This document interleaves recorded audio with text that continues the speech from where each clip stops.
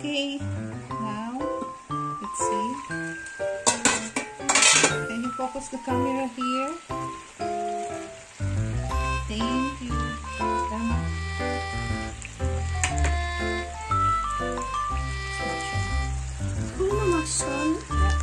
Eigentlich gesagt, ich soll So this is our soya sauce. Korean soya sauce. That's soya sauce. Yes. Perhaps 2 tablespoons. So, yan. Tansya-tansya na lang. And then, also 2 tablespoons of, I use apple, what do you call this? Vinegar. Apple essence. So, yan. Nalagyan na natin siya. Lagyan pa natin ng konting apple essence. Actually, 2 tablespoons na yung nalagay ko. Hindi ko lang siya na-video. And then, since na may bata nakakain, so kailangan siyang a little sweet. So, we will put also 2 tablespoons of brown sugar.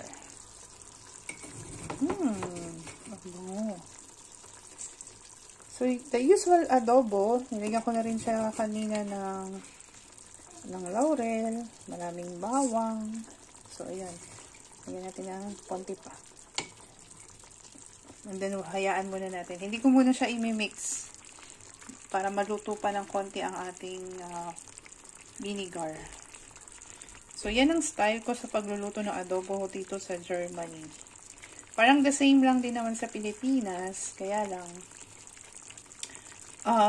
eto, yung soy sauce lang na iba. Actually, parehas lang naman. Korean sauce. Yeah, Korean soy sauce, I mean. And then, tatakpan ko muna ito for a few minutes. Hayaan ko muna maluto pa ng konti yung ano niya, yung suka niya.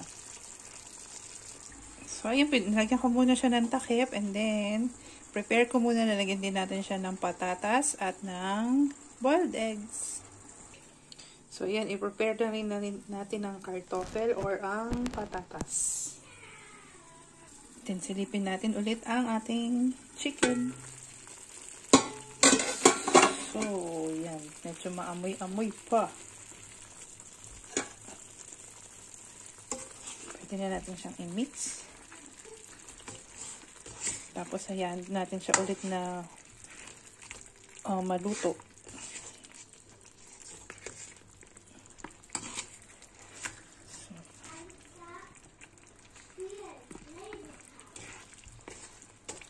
So, yung bulinggit ko busy. Kausap si Alexa. Ayan. So, hihinaan lang natin ang fire or ang heat. Hingin lang natin sa number 4.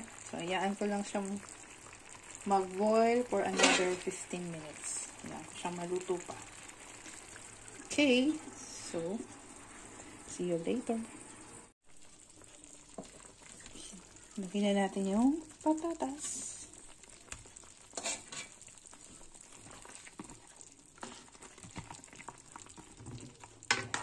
Then, leave it again for another 10 to 15 minutes. Okay? See you later, alligator.